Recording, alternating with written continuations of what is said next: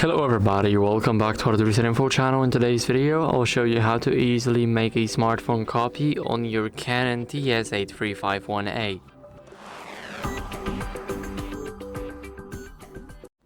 So first, what you guys want to do is go over to the app, then click smartphone copy. Here, will allow the access to the camera. And now what you guys want to do is just take a picture of something. Now let's click close, and here you guys can like correct the distortion. As you guys can see, you guys can do that. Now do that. Let's do something like that. Oh, sorry. Now let's click next, and here we have the image processing mode. Let's click done, and here we can specify a compression ratio.